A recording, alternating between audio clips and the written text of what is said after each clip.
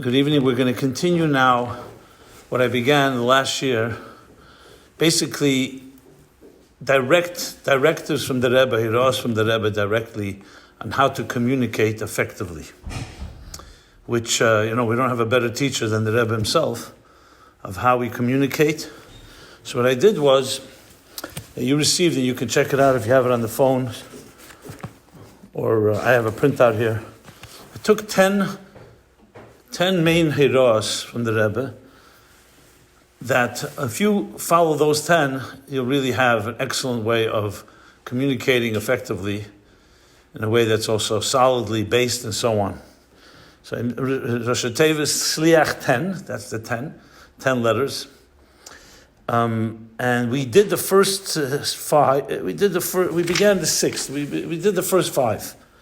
Sourced, grounded, heartfelt, sincere, lasting impact, initiative, action-based, applicable, and relevant. So we're up to clarity, carefulness, and precision. So I began that one with a zettel from the Rebbe that actually I received in the year Tov Shimon Beis. I'm not going to go over it again. I told the whole story. Very interesting parsha with Shnas Hashmenim. I'm just looking up here my. I want to get this as well online here. A minute, Kolel. Yeah, there we are.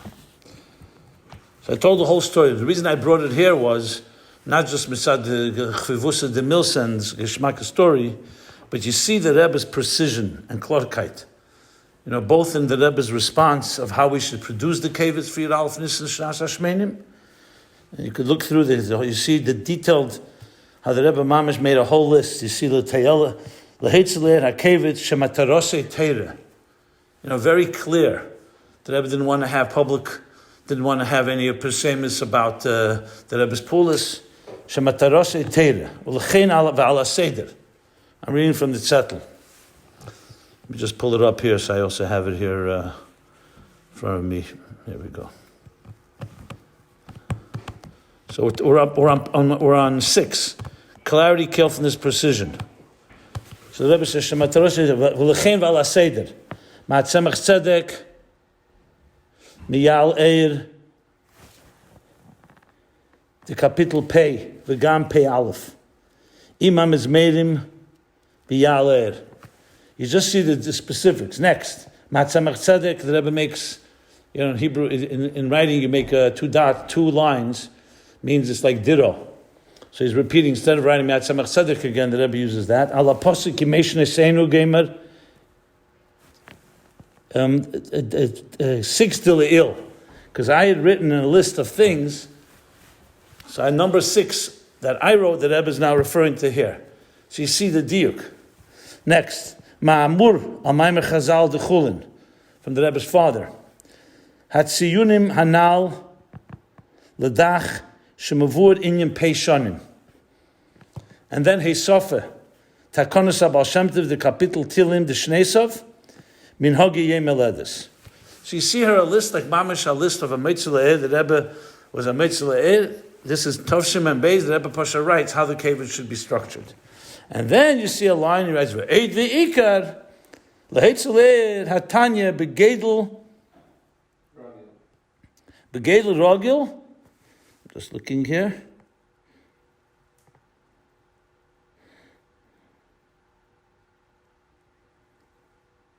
I'm not sure, I have to look. Can you see it? Can you see the words? Let me see if I could see it here. Big. Al HaSeder usually.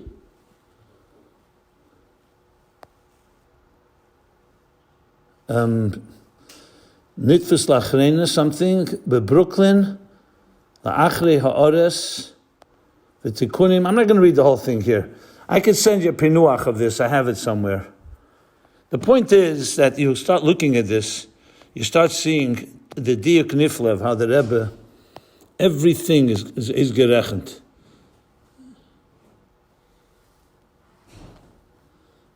So I think it's best for me to sit here and try to, I can't read all the words, it's a copy, But that's where the Rebbe wrote, at the bottom you see, Vitzilim the Chol HaSha'orim, the Chol HaTanyas. And the Rebbe went into detail of how to produce that Tanya. It's really not Negel Yonenu so much, but my real goal was to show the Rebbe's diuk nifla. Okay? If you sit and break your head a little, you'll be able to figure it out. If not, as I said, I can send you a pinuach. No problem. Okay, good. Now, I'm going to move to the next. Item. What's the next caveat? This is page 11. After that page comes a few very interesting diuk among thousands. I just chose a few to show the Rebbe's diuk. I can tell you personally, I learned tremendous from this. That every time you choose a word, it should be as good as possible, the word that conveys the message. And that's key. Because can you trust, if you're going to give over a sikha to someone, in a shir or in a drasha or something, what words do you use? English is not the Rebbe's language. It's not the language of Torah and Chassidus. So how do you choose words? So seeing the yukim of the Rebbe and how he uses a word is fascinating. Just as an agav, it's not here. Someone just showed me that how do you translate bittul? How do we translate bittul? So most people translate it nullifying. Or sublimation is a more fancy English word. Or suspension of self. That's what I usually use. Bittul. We're not talking about bittul chametz now. We're talking about bittul in Aveda, bittul in Elikus, bittul mitzias, bittul ayesh, the bittul of oyer. How do you translate that in English? So why is it so important? I've mentioned many times that if you came to communicate something in simple English, it means you don't fully understand it. Now most of you say bittul. You don't need to explain it. We all know what bittul is. Kavyachol. But can you explain it to someone that doesn't know what the musig is? So I saw an amaimer from the Rebbe, Friedrich Rebbe, in Sefer Amorim Yiddish. How does he translate bittul? You would not believe it. He translates Ibegegebenkeit. That's what he translates. Huh? I'll tell you right here. I have it here. He translates Ibegegebenkeit. Let me look it up. I have it right. 1 second. And not only that, he translates it twice. Very interesting way. Yeah. Bittel übergegeben, koyach ma, the Kraft von Übergegebenkeit. I don't have the Maramokim here exactly, but it should be easy to find. So Übergegeben means in Hebrew hismasus. You dedicate it to something. You give yourself over. Koyach ma, who translate the Kraft from Übergegebenkeit, means the koyach, not just the power of ma. The Kraft means that the art of giving yourself over to something. Now, I never thought of it that way. I mean, the teichen for sure, but it opens up a whole new way of explaining the concept of bittul. Okay, so that's just as an aside. So now, let me go back to what we're discussing here. Just want to open it up.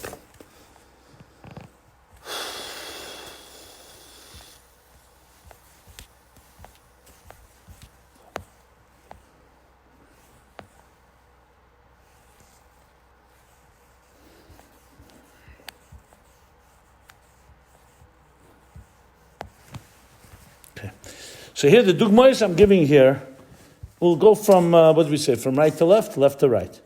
So the Rebbe sees the word lo yavudim ela muvul bolim. So, the Nesheh gave out a booklet in English.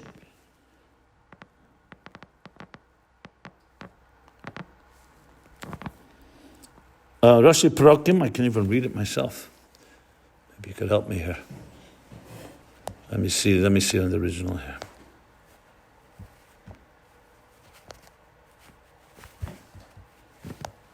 Yeah. Oh, basically about the Mesa of Nesheh B'nei Chabad. So, Bein Advarim, Hifi Amilim Shematarasim they wrote that one of the purposes of Nesheh B'nei Chabad is bring back our lost youth. The Rebbe erased the word lost, and he wrote confused. Now, you would think, what's wrong with bringing back our lost youth? We talk all the time, lost souls, lost sheep, No, the Rebbe doesn't want to use the word lost. He uses the word confused. Now, that doesn't mean you can never use lost, but why does the Rebbe not say lost? Because lost is very negative and very almost like hopeless. Even though the Pasuk says, Evdim be'eretz Asher. Evdim is lost, not confused. But the Rebbe wants to speak in our generation, he wants to say confused youth, not lost. Interesting diuk. It reminds me, they recently released a video, an audio of the Rebbe with Shazar, when he came in Tov Shalom and Gimel, to see the Rebbe the last time. So you hear he says to the Rebbe, the Amaratzis, from the Amaratzim in America, is and the Rebbe very calmly says, the Shverf, like they rufen, Anoshim Pshutim. But the Shazar can't control himself. At least two more times he says, Amaratzim. The Rebbe says, Anoshim Pshutim, the Shver genust Anoshim Pshutim.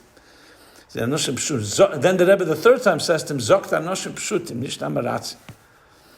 And then finally the Rebbe says, the Shver gezogt, from Baal Shem Tov, at the Pshittis, and Ish Pashat, the Gerechten Pshittis Ha'atzmos.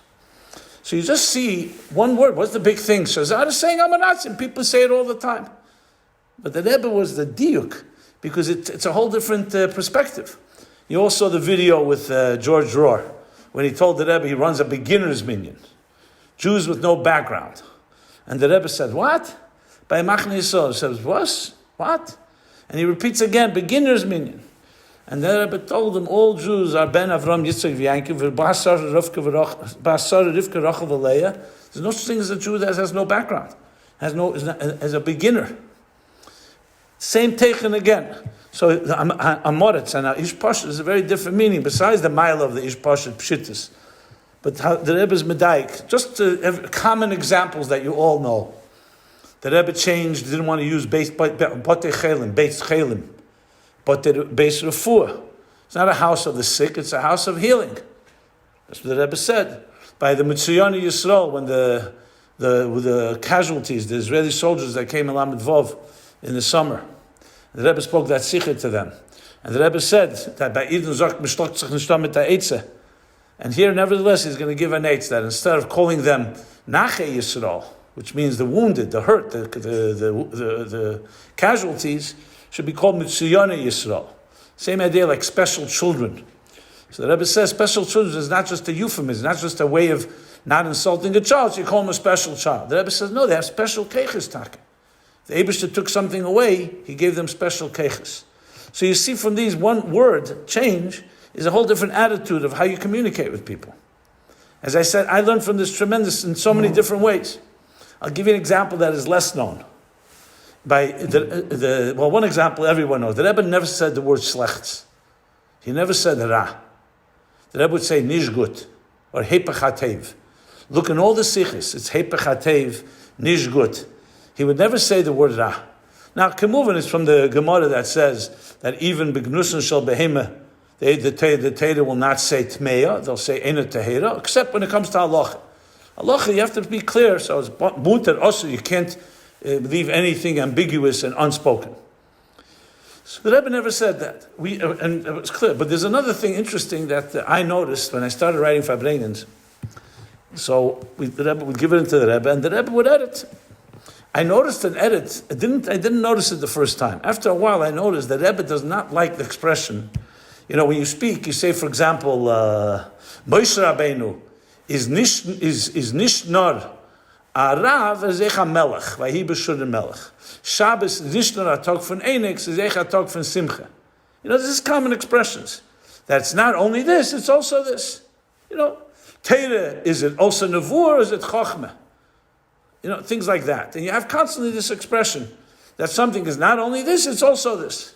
In Hebrew, leirak zeh, leirak elogam, nishnor eich. Not only but addition. The Rebbe started, every time I saw that we wrote that, the Rebbe would change it. He would read nesef al, not nishnor.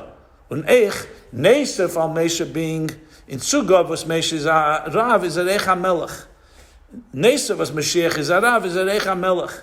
The Rebbe would write Nesef, not Loirak, Elo, Gam, but Nesef Al. Now you could say in Hebrew, or in English for that matter, or in Yiddish, what's the difference between Nishnor und Eich and Ne und in Zugab zu? Not only this, but also this, but you say in addition to this. Because you don't use the word not. The word not, the Rebbe didn't want to use it. Even though you're saying not only, but it still has a loy in there. And since it's a dovish b'kedusha like Shabbos or Moshe or whatever the examples I gave, the Rebbe Nesafal is keilu b'chlam Masayimon. It also means loirak. So why not use a positive way of saying it instead of a negative way? Now this is very interesting. How many people you know are medayik on that level? Tell me how many people you know in speaking or writing are so precise. But this is common. Looking at the sikhs of the Rebbe, I saw it all the time. Once I saw the Rebbe do that, I never wrote it anymore that way. Now it's by me second nature. Whenever I read something or I write something, I read someone write, I right away change in addition to. Now I wouldn't be medayik so much if it's a thing that's a negative thing. Who cares? But in kedusha, the Rebbe didn't want to use the word loy. Interesting, right? How do you say it again? In Hebrew, loy rak elagam, nesef al. So Shabbos, Nesef al Zesha Shabbos, who Einig Yesh Be'gam Simcha, for example.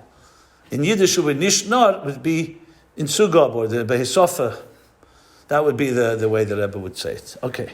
It's interesting, by the bringing back law of youth versus confused youth, the Rebbe didn't change the bringing back aspect. No. So that's right. So in a way, yeah, in a Chanami. But bringing back, so you could say, because they're confused, they still need to be brought to clarity. So yeah, nechanami, it's not as duyuk in English. Lost would make sense to bring back, but he didn't change that. Correct? Because the Rebbe was not negating that you need to do something to return them. Remember, tshuva also means bring back. So tshuva is return. But in Indian, you could have said to bring clarity to the confused youth. That would be very accurate. But I think the Rebbe was bothered mostly by the word lost. Again, remember, all these things could also have been the context. Would the Rebbe fix it everywhere? Lav dafki. Like if someone translated Evdim be'eretz Ashur, would the Rebbe change Evdim lost in Eretz Ashur to confused? Probably not. Because it is the word in Hebrew. There is a lashon ibud. But when you're using it on our generation, Tineke Shanishbu, the Rebbe didn't want to categorize them as lost. You know, it's the same idea, like, they're not a beginner's minion. It's not people who don't know in Hebrew. The Rebbe doesn't emphasize that they don't have a chinuch. He wants to emphasize that they have something. So, you know, lost is a very, very strong word. If you're speaking in English, when you use the word lost, when you're speaking, you don't want to use lost unless you really want to make that point. Because it's very extreme. When you say someone's is lost. Anyway, another dugma to the right, look to the right, the Meneda.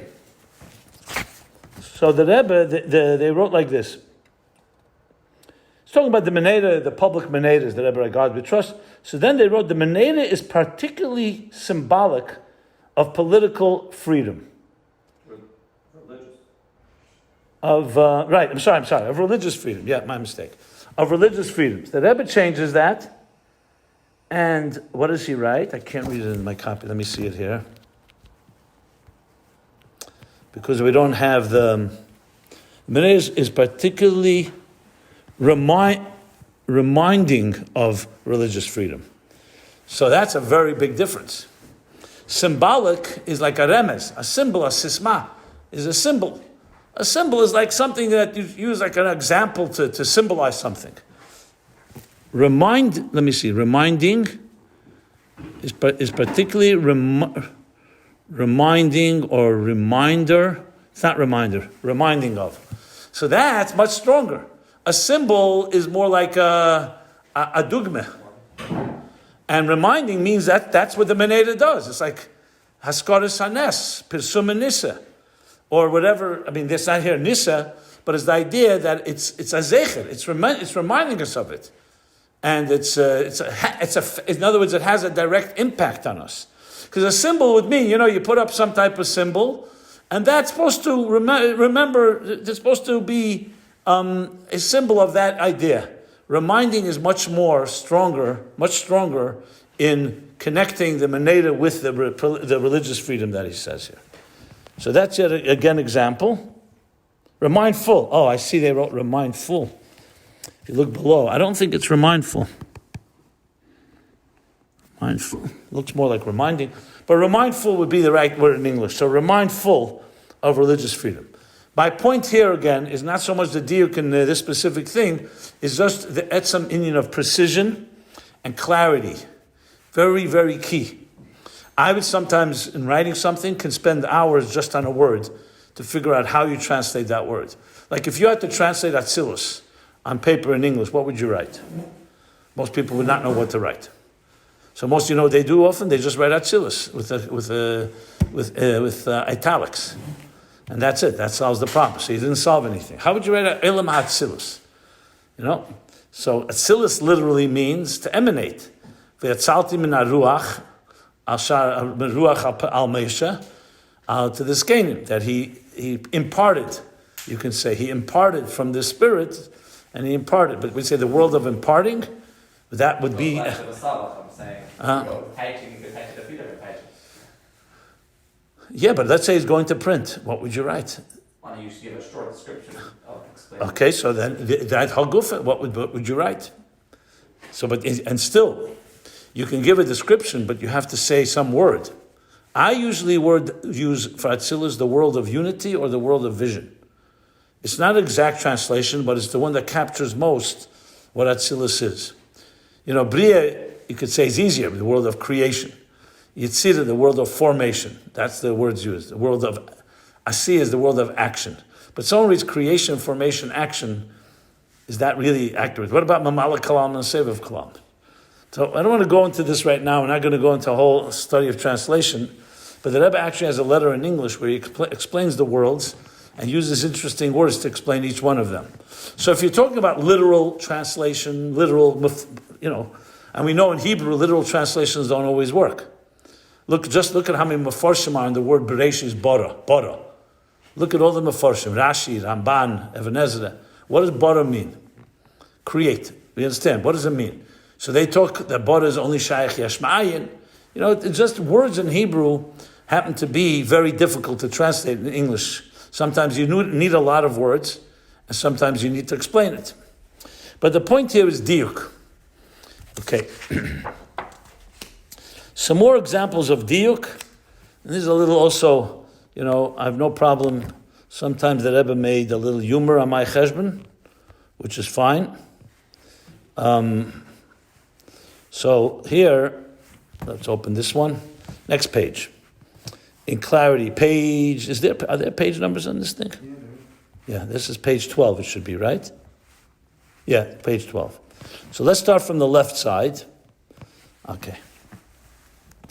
Let me see what's going on here. Yeah. Huh? Not so clear, this one. I know. I'll tell you what it says here. This was... How about the Bittel story? What? The Bittel one. So what does that mean? Where do you see bittul? On the previous page, right on the Luminator, Bittel surrender instead of submission. You spoke about it before, but where did it come into context? Did that came from the Rebbe? You're talking about the minate is symbolic, remindful? Right under that, it says there about Bittel surrender instead of submission. Oh, I didn't read that. Right, that's correct. Why didn't I read it? Oh, because it didn't come out of my print, yeah. This is, I didn't have a Ksav Yad, but I found it in one of the edits of the Rebbe, where he translates bittul. I mentioned bittul in the B'Sefer Mamorim Yiddish. It says the Rebbe. It says submission. That, you mevatel yourself, you submit yourself to somebody, or submission. Bittul is submitting. The Rebbe changed it to surrender, which itself is a pretty interesting diuk. Thank you for reminding me. I missed that.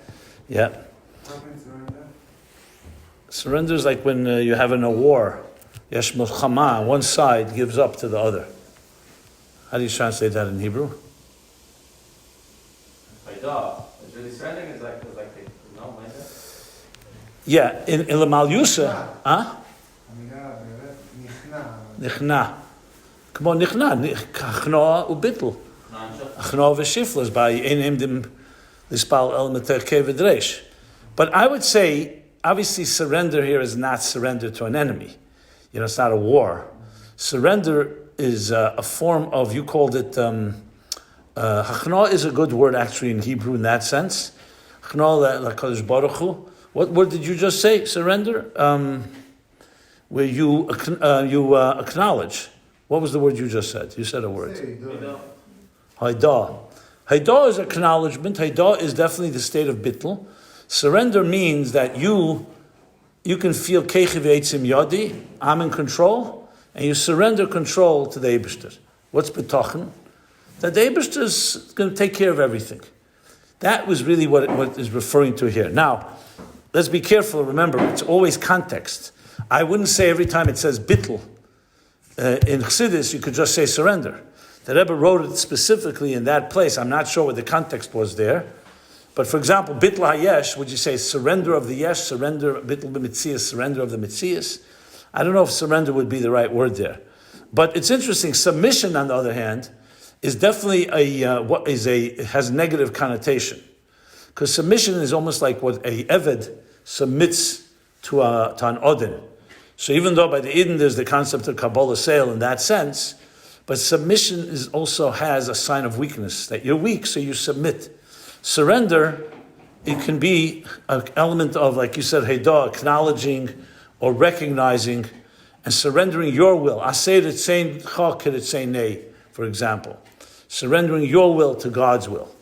Anyway, that's the word that Rebbe used. I'm not going to overanalyze it. The point again is diuk, and diuk is, you learn much from this diuk. Okay, now, let us go now to the next page. The next page is, let me open it here. On the left side, okay, the story about this is like this. I don't know did I tell you guys what happened when the Rebbe was Magia, the Sikha? This is Vayeshev Tovshinun Beis. When he was Magia about the Marseille, the French Haderes Vamun L'Chayilomim. Okay, I think I told the story here, no? About the change in the song? Okay, I'll tell it now. So the left side on page 12 is, if you read it, you'll see the details. The Rebbe spoke then, a very, very powerful, unique Sikha. We spoke about that in the time of the Alter Rebbe was opposed, right, to Napoleon winning the war. And he supported Alexander of Russia to win the war, right? So the Rebbe said, what was the reason? Because the Alter Rebbe felt that even though France would offer the Jews more freedom begashmius, but beruchnius would be more challenging. Alexander, then, Eden would have more tzaras begashmius, anias, poverty, suffering, and so on. But beruchnius they'd be in better shape. And the Alter Rebbe, of course, prevailed the whole story. He went to blow shofar early that Rosh Hashanah in the morning, and he won. And Alexander did win the war at the end. And you could look from history, you see the Alter Rebbe was right, because imagine, even with Alexander winning the war, look what happened to the Jewish people. Look at assimilation. Imagine had France won and they would have offered the Jews freedom without a God, what the assimilation would have looked like. It would have been far, far worse. But then the Rebbe said, that was the Alter Rebbe's times. But today we can go to France and to the Western world and not be afraid. And he compared it to Yaakov Avinu. That Yaakov, when he saw Esav said, Yovei Yalai Adeni Se'era, come live nearby. And what did Yaakov answer? Visnalo li'iti. The Tsein Rakes, the Yolodim Ketanim, basically that we're not ready yet to live side by side. So Chassidus explains why. Because Yaakov recognized that Esav was still not ready for the Geula, and he was not strong enough to deal with the Klippa of Esav, Malchus Edom. So Rashi says, so what, he lied to Esav? No, Chaz v'shalom. He told him that we're going to come slowly. And that's Asaf Kol Sof, when Mashiach comes, will be V'hoysel Hashem Amlucha, at the end of Avadya, and Edom will be in his body, and we will be together. So basically, Yaakov is saying we're not ready yet. Similar to the Alter Rebbe saying we're not ready yet to go into the emek of Klippas Edom, France. But now the Rebbe says 7 generations later, Der Ashvi, now we could be Mevarer Sarfas. And the Rebbe compared Tzarfas, said Tzarfas Esis Faratzda. That's why Tzarfas is the posuk in the Nevuah, talks about the Birur of Tzarfas. And the Rebbe hinted to his own life being in France, going to France with the Rebbetzin. It's a very powerful sikh. If you haven't learned Vayeshev Nun Beis, it's one of the Yesedis of the Yesedis, especially around the Yoni Geula. Then the Rebbe continued and said the following. And what happened was that after in Tovshin Lamed Dalet by Simchas Torah, Chassidim took the nigun of France. Not only are we not afraid of France, but Mahapach France, and turned it into Aderes V'Amunah L'Chaye Elamim. And then the Rebbe said a Dover Nifla happened. What happened? That a little while after Chassidim took the nigun, the Rebbe is talking about himself. And the Simchas Torah Lamed Dalet, I remember, by the third Akofe, the Rebbe went out and started singing Haderes V'Amunah L'Chaye Elamim with the French anthem. It took around 2 minutes till anyone realized, no one knew what the Rebbe was singing. We heard the words, Haderes V'Amunah, until the Frenchies who came as Orchim, they recognized it and realized, and they started singing, Lebedik and Freilich, Lamed Dalet, Simchas Torah, night of Akofis. And then the Rebbe said, that's Lamed Dalet. Now he's talking Nun Beis. We're talking about 10, 18 years later. And the Rebbe said, what happened? That the French government changed the nigun. The nigun was a very aggressive nigun. They changed some tnuas and some words. And the Rebbe said, because once you're mavada the klippah, so Kedusha took away the so-called the negative of the klippah, so they actually changed the nigun. The nigun itself was changed. That's the story he said. That's what the Rebbe said in the Fabreng in that Shabbos Vayeshev Nun Beis. So when we prepared the Sikha, when I prepared the Sikha, the Rebbe always taught us that everything has to be checked and not print anything without confirming. So I called up Mullah Zimov in Paris, in France, and I said to him, told him what the Rebbe said, can you check? Not Chaz V'Sholem had a suffix what the Rebbe said, but the Rebbe wanted always everything should be, we confirmed that nothing should be published without checking exactly what happened. So I said, can you look in the newspapers or find from Lamed Dalet and on, did anything change? Or is this Aruch Nizdika Maisa? So he calls me back a few hours later. Yeah. In Lamed Vov, a little after, Lamed Hey, I should say, a year later, the president of France introduced a shinui in the nigun. Not the nigun is not a new song, but there was some tenuas that were very aggressive. They became a little edeler, and some words were changed. But he said, but then the next president came to the next election, and he changed it back, because they wanted like the original. There was always that fight, like the original, not the original. So I said, how is it now? It says it's changed back. So he faxed me all these newspaper clips. I send them into the Rebbe, writing this note, and saying the Rebbe said so-and-so, here's what I found out. And I sent in the French newspapers, like fax clips, 3 or 4 articles. And this is what the Rebbe wrote back. The Rebbe wrote back to me the following. Let me read it inside. The Rebbe wrote like this. Lahachnis kol zeh b'ha'ara b'tchilas hasicha b'pama aleph shenisker hashinui. Yeah. B'pama aleph shenisker hashinui. So the Rebbe said like this. Put this into ha'ara, exactly what happened. It's the first place in the Sikha where it says, where it was mentioned that there was a shinui in the song, put in the ha'ara, that the shinui happened this and this year, and then write that the next year or the next memshola, the next administration changed it. You see, the Rebbe writes mohir, important. Okay. Mahir is important, or mahir is urgent? Urgent, mahir. It could be from the word fast, urgent. Okay. The next settle below it. We did exactly what the Rebbe said.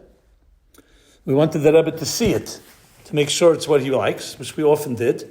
After we prepared the order, we sent it in. And the Rebbe wrote the following on the side. Yiu eit chadoshes bezeh b'derech hateva, I think. In other words, Itaka says there was a change back, but there's going to be news b'derech hateva. In other words, even in natural, not miraculous, there's going to be there's going to be news, which will be more changes will happen. And then the Rebbe wrote to us, "Ve'einin yonom noch leifen hachadoshes." It's not your job to noch leifen and run after the news. What the Rebbe was referring to the newspapers I sent in. The Rebbe wasn't giving us musar. He just says, "Not your job. Our job here is Torah." The Rebbe said there was a change. There was a change. It changed back. There will be a change in b'derech hateva chadoshes, but that's not your job. Is to run after chadoshes. So I stuck it in here because again, you see clarity, carefulness. That's the tzatl on the left. Tzatl on the right is even more fun. Tzatl on the right is very rare and unique. You're not going to see this every day. Even this one about the nigun is also pretty interesting. In Shabbos Chazain, Tafshin Mem Zayin. Okay? I believe it was Mem Zayin. So the Rebbe, Shabbos Chazain, would speak very often the Torah of Rabbi Yitzchak Barditchev. That Chazain comes from the word and the mashal that every Jew is shown the Beis Hamikdash Hashlishi Merachik. You know the mashal, right? Yeah. Every Jew is shown the Beis Hamikdash Hashlishi from a distance in order to awaken Gaguyim, the yearning to want it and do whatever we have to do to bring the Geula and Beis Hamikdash Hashlishi. Rabbi Yitzchak gives a mashal with a melech that weaved a beautiful shirt for his child, and then the child played and tore it. So the melech went and weaved a better shirt, even a bigger and more beautiful one. And he also tore it. So this time the Eibishter said, no, I'm not going to give Bayis Rishon and Bayis Sheni like I gave it. This way I'll just show it to them. The Rebbe went in a whole sikha asking a question, what's the point of showing Beis Hamikdash when nobody sees it? Who sees it? So what's the point? The Rebbe said, then you can't answer like you say about the Chruzim. It says every day, Baskel Yitzas Har. That says, and Shuvu Bonim Shevivim. So Chassidus asks, if nobody hears the Baskel, what's the point? So it says, Mazlayo Chazi. The Neshama hears it. And it causes Shuvu. The Rebbe, the Shelo, you can't say the same thing because that's a kol. For Shuvu here, he says, you see the Beis Hamikdash. So the Rebbe went back and forth in trying to explain this. It was not an easy sikha. So I wrote a bunch of questions. And I wrote up the sikha. So what you see is the Rebbe being magiyet. And the Rebbe writes, this is the interesting piece. The Rebbe writes the following. On the left side, the Rebbe writes, he edits it, but then he writes on the side, you see a box with an arrow? So the Rebbe writes like this, Kenira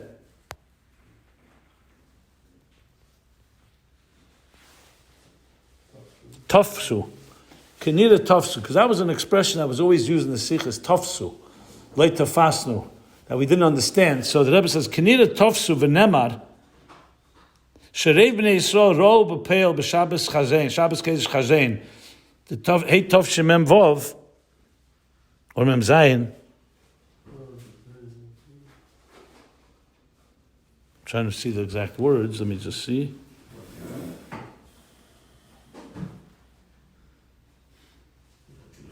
The Beis Hamikdash Hagimel. Then the Rebbe writes, V'chezin al zeh riboy pa'omim. And the Rebbe writes, this is what he writes at the bottom. B'pashtas case of Hareshim, that refers to me. That B'pashtas, the Reshim, the one who wrote the Sikha, Shero b'Shabbos Chazain Beis Hamikdash Hagimel Lamaila. So the Rebbe is writing that since I write it in such a way, it means that the Reshim is as if I saw the Beis Hamikdash Hashlishi b'peil with my own eyes, Lamaila. So that's a pretty, I would say, quite shtickle l'tzonis on my cheshbon. Because in other words, the way the Sikha was written by the Rebbe, it came across that as the one who wrote it actually saw the Beis Hamikdash. So I just felt I'd throw it in here, just again, to show the Rebbe's klarkeit and challenging any type of issue here that would seem confusing. Then the Rebbe fixed up the whole piece, and he wrote up a whole piece on the left side, which I'm not going to go into right now, just again to show you precision. Okay. Next page, 13. One more about clarity, two more actually, clarity, carefulness, and precision. Page 13. So here's the one we learned actually, so I'm not going to go into detail. Remember? By the Meneda. So I gave out this Xavier here, a copy, where the Rebbe takes whispering flames and says, belachash, kim l'chol kule, and the change of the flames. So I'm not going to go over this because we did this Hanukkah time, if you remember. But it definitely brings clearly, like the word whispering, again, is whispering a correct word to use? Friedrich Rebbe says, zuhören was the Lichtelech erzählen, to listen to what the Lichtelech tell us, but whispering suggests that it's bechashoy, belachash. It's quiet, and that's the hepech of pesum and nisa. So the Rebbe did not like that word whispering, so we had to change it. Again, tachlis hadiyuk. And the same with the other diyukim, which we went over. I don't want to go over it again because we did it already here in this Shir back Hanukkah time. Remember that? Okay. What's on the right side? Oh, the right side is a very interesting settle, where the Rebbe writes, from the few times, hadrocha, how to write a fabringen, how to write a sicha. So I'm going to read it quickly. And the Rebbe says like this: Ha'orek klolis, shnei matores efanim bebir inyan. When you explain an inyan, there are two matores, two goals, and two efanim, two ways to explain something. This was not to me. This was to someone who was adapting one of the sikhs from the Rebbe. They wanted to present it like more for Bnei Yeshivas. So they were taking Likutei Sichos and turning it into like something more pilpuldik. So the Rebbe was not happy with everything that was done. So he wrote this note, which is a general note about how to prepare, how to explain something. So he says there's two ways and two goals and two ways. And the Rebbe numbers them. Aleph, here you'll see also, just Agav, the Rebbe is very, very bekitzer. But Dibur, the Rebbe spoke by Riches Nifla. In writing, the Rebbe was bekitzer nimritz. It can sometimes take literally hours and hours to figure out a settle from the Rebbe. Not the Ksav, the Teichem. Very, very bekitzer. Like mamish, like the Ragachover style. Every word is b'diuk, but very short and so on. So here are the two ways. Matoris efanim. Aleph, biur ha-psak din v'taimov. You take a psak din, in halacha, let's say, and you explain it. Here's the psak din, and here are the reasons for it. It's almost like learning the Shulchan Aruch psak din. Beis, a different efen, and a different matara, is also legitimate. Biur ha'in mechol zdodim u'bechol protov. In other words, you're not starting out with the maskona, what the halach is, the psak din, and giving the reasons, like the Alter Rebbe does, let's say in Shulchan Aruch. So the Rambam doesn't give taimei halachas. The Alter Rebbe does. No, here the other way. B'chol zdodov u'b'chol protov. You're giving a full pilpul, a full discussion from every angle. You don't see that by psak din. When you learn Shulchan Aruch, you don't see every opinion. You only see the maskana and the reason. You go to the Gemara, you go to the Shenim, you go to the previous poskim, and you can start seeing there's other opinions and other approaches. So the second eif is bir ha'inyan b'chol zdodov u'b'chol protov. Ze machriach li'kones le'proti protim. Once you do that, you can't leave out any detail. Because if you leave out a detail, in the psak din approach, you don't need to bring details, except what's negated to the psak, the maskana. But here, once you go into pratim, you can't leave out any. So it's machriach that you have to go into details, all the details. And once you go into details, it gets even more complicated. Because there's minakotza lakotza. You'll have one opinion, it's chayev, and one opinion, it's mutter. Chayev or potter, rather. Or mutter and osir.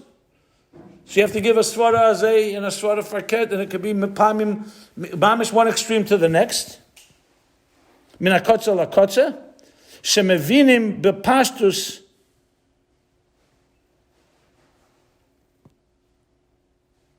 Oh, after Kotza L'Kotza, the Rebbe writes a Nekuda time, a colon, which means once you bring a Kotza L'Kotza, on one hand there'll be Svaras that are Mevinim B'Pashtus. That means there are simple Svaras that are easy to understand. Va'ad, the other extreme would be Svaras that are B'Dechik, and the Rebbe writes even maybe Godel.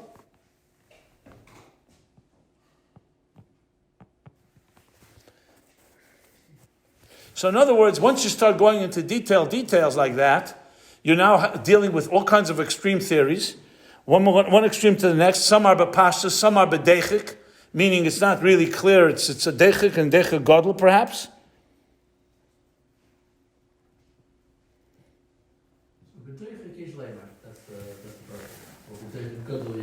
Yeah, correct. The b'dechik godel yesh leima. That's the other extreme of a svara, not a b'pashtus svara, but more of a dechik godel.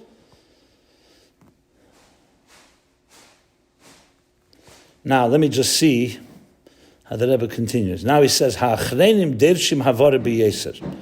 I think he's referring to the second approach. So the second approach, the first approach, which is psak din and taimei hapsak, is okay. But here, once you go into this, you really have to go. It requires havara b'yeser. You have to clarify everything, because you can't just bring it briefly, because you'll confuse whoever's learning it.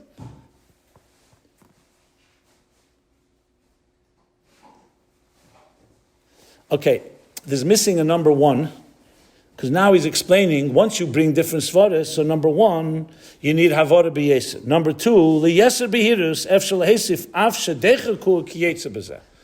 So in other words, basically the Rebbe is being shale of the second ephim, because it's ein ledov self. Because now, in order to bring more clarity, you can add that even though this svara is a dechik, and so on and so forth. So you're explaining why you're rejecting one svara over another. And three, masim yeser b'sefer shakavitaria kirogel bekam and meforshim.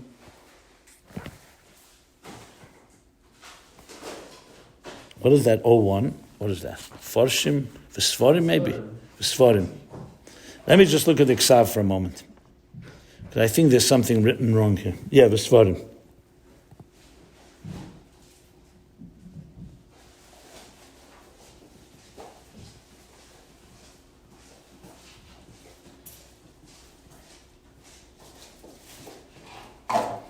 Okay. So it's masim yeser. It's more fitting. B'sefer shakavitaria, kerogel bekam meforshim b'svarim. That this afshadechik should come at the end of the whole discussion, as it's rogel in many svarim. In other words, you begin with an explanation, a simple explanation. Then you say there's another svara. It could be b'dechik, and then at the end of the whole shakavitaria, you include that at the end. My point, the Rebbe is basically saying that this second ephim requires basically a whole sefer. He was being shalal, I recall correctly, he was being shalal this approach because it's ein ledov self, because you then have to produce something that you bring every possible svara ahin, and it could just be more confusing. That was one thing the Rebbe said. Then the Rebbe wrote, "V'eid v'gam ze'ikar, yeshne limud al pi hasbora b'pashtus. Mebli la'arav b'zeh u'levar u'levayir hashitis, the chol gdel Yisrael u'belimud kazeh." I'm sorry, chol gdel Yisrael. The chayred, what's the v'eid v'gam ze'ikar? Isn't that the first approach? It looks like he's saying that instead of using this whole approach, b'dechik kaher nahin, he's saying the ikar is there should be a limud with b'pashtus hasbara b'pashtus, and no mix in and try to clarify all the shittas. What they were trying to do was take the Rebbe Sicha and fit it into every shitta possible in that sugya. The Rebbe says, no, ubelimud kazeh, b'pashtus, called the poshet mailatfeh. The simpler it is, the better it is. The Rebbe then says, well, the ani is daiti, in my humble opinion, what you sent me, the sikha you presented to me, I have to look in the ksav, that they weren't, the fanir de b'mitzur was ein dechikim ukiyetze b'zeh. Af she'erusi bekam l'shitosi da'makshe. Listen, it looks like that the Rebbe is saying that you don't write deichik at all. You just bring different shittas, and you don't distinguish and differentiate between a simple svara and a more complicated one. I'm not sure what he means. Af she'erusi bekama. That although I did mention some of them as a deichik, l'shitose da'makshe, based on the questions that were asked to me. That's what it seems like he's saying. And then the Rebbe concludes, "V'derech zeh melamed Rashi Rabban shel Yisrael b'pirush al Atera al Hashas and al Hashas." That was Rashi's approach. Basically, the Rebbe is here giving clarity how to present something much more in a simple approach instead of trying to fit the Rebbe into all the sugyas and all the details from one side to the other side. This was a hira that was given, and obviously this is the way most sikhs are written. That's why you'll find in many sikhs, even though sometimes obviously the different shittas are brought, but you never see it to the extreme of like an encyclopedic approach, where you take the sugya in every possible angle because there's just too much to bav on. That's this settle. Okay. Let me cover one more page with clarity, carefulness, and precision, page 14. Okay, moving. This you can study the rest of your life if you like. I'm just giving it to you so you have the Nakudis. Oh, 1 second. This is a repeat. No, I think I finished clarity, right? Yeah, I think I finished that. Yeah, I think it's finished. Yeah. So I'll do one more on page 15. I thought I'd finish them all, but okay. No. This one is called Hopeful and Being Positive. That a big focus by the Rebbe, I mentioned before, not to say the word negative words, like lost, house of the sick, about Beit Chalim, or Nachei Yisrael, it should be the Mitziyane, and not use the word evil. So here I want to focus on the Rebbe's showing how everything has to be written in a way that's positive, because you have to always think of the effect it's going to have on the Makabel. So here was a settle, I thought there was a very nice settle, which is about, this was Tzivus Hashem, which gave out, they wanted to give out cartoons. You know, they make cartoons for children. So in the cartoons, Mashiach times, so what do you do when you do a cartoon? You don't show a regular face, it's a caricature. You know what a caricature? A nose is big, the eyes are this, everything is magnified, is exaggerated. So here's the Rebbe's answer. B'ksav is on the left, and the Pinuach is on the right. The Rebbe writes, Hamichtav Eis, this magazine, this newspaper, this magazine, Be'ikrei b'shvil ktanim, v'hachit seirim. It's primarily for children, and very young children. L'chein mechanchim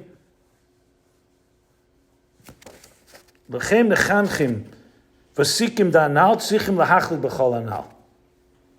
That's why the elderly, the older educators, need to be careful in deciding how they're going to present something that's a chinuch for children and for especially young children. And here's what the Rebbe says: Bechlal ein tzarich liyas tziyurim de bali chayim bilti teherim. There shouldn't be images of impure animals. You know, we know the Rebbe spoke about this Chof Cheshbon Mem Daled, about giving children and showing them things that are not tohir. But here the Rebbe writes it clearly, not just as stuffed toys or something, or stuffed animals, but also tziyurim de bali chayim bilti. That's number one. Why? Because it has an effect on children. Like Kedai, the Rebbe continues, like Kedai Shabnei Odom, that people that are presented in the cartoons, you know, you present people, Bnei Odom, Tziyuri Bnei Odom, Yitzur Dafke Loy Bahametzias, Loy Kahametzias. You don't have to make them, they should look not normal. You know, a person's a person. When you see cartoons, you see the big nose, large ears, you know, all that. It should not be made in a way that's not kametzias. And the Rebbe gives an example. Shmeinim b'yeser, very fat. You know, you see a lot of cartoons. The guy is very fat. You know? Chetim gadol b'yeser. A very large nose, ukiyetze bezeh. And similar. Af shehurgelu dafke came by comics. That's the word in English. Even though this has become the custom that people do it that way in comics. L'daiti tos chinuchi gdelehi. In my opinion, it's a major educational mistake. Ki kol de poshit, the normal yeser, b'nigdele ktanim, mailetve. The simpler and the more normal for children, the better it is. The Rebbe again called the poshit mailetve. And then the Rebbe adds an interesting parenthesis. Uladaiti gam b'nigdele gdelim. In my opinion, also for gdelim, things should be done in a real way and not like these fake images and so on. And here's not the place to be ma'irich. Interesting, huh? And interesting the Rebbe's approach to this is, of course, not just about cartoons. It's b'chlal. Be real. Don't create fake illusions. You know, children today, everything is fantasy. Cartoons, online, everything is not real. And basically, you're teaching them that about not reality. They should see things. Children should see things as they're real and realistic. Like the Rebbe says these words: "Poshit unormal yeser." More normal, not crazy, in any particular way. And also for Gdelim, what was the Ein Kamekeme? Probably that with Gdelim it's going to be harder to deal with them with the children. Maybe that's what the Rebbe means. One more thing I want to say, and then we'll conclude. When we prepared another ad, which I don't have a copy of, maybe I have to find it somewhere. I prepared an ad for the 9 days. So the 9 days, the Rebbe, of course, had many heros, sim b'mishpet tepoda, v'shaveh b'tzedakah, to learn hichos beis abchira, to add in limud, to add in tzedakah, siyumim. There was a whole bunch of heros. So we made an ad for the New York Times. So the way I made the ad was that even though these are the 9 saddest day in the calendar, we do everything possible to reveal the Yehovchi Yomel, the Shoshan Simcha Meitem, the positive. So I wrote it almost like poetic. From sorrow, we look for joy. From pain, we look for healing. I don't remember all. From darkness, we look for light. What did the Rebbe do? He crossed out the whole first column. He didn't leave the words from sorrow to joy. It just left to joy, to healing, to light, to positivity. He didn't even want to say that, which is interesting because it's a losh. You know, we know it's Day Yogin, Va'anocha. There's a whole bunch of names that we give the 9 days and the 3 weeks. But the Rebbe wanted, again, to focus on the positive. And that's what the ad was said. It was interesting. It said, in these saddest days of the year, to joy, to light, and so on. In other words, the Rebbe didn't have to go spell out the negative. Huh? People understand. Yeah. So often when I speak, I don't necessarily tell this, but I always remember it. And I always say to people, your problems, I don't have to be ma'irichin. You all know your problems. I'm here to help you find solutions. I don't have to go over all the tzoros of everything. So I remember someone... Be able to define it properly. That's not the stira to this. That's not a stira to this. That's not the stira. The Rebbe's not saying you shouldn't deal with the machla. The question is what you're focusing on. Obviously, you need, when you're dealing with someone, you have to address the issue. The Rebbe, remember, the Rebbe spoke in halacha, you have to say klar. We're talking about more language and sprach. You have to always focus on the positive. Okay, so we'll continue. I'll finish the rest of it the next week. Next week, we'll stop here.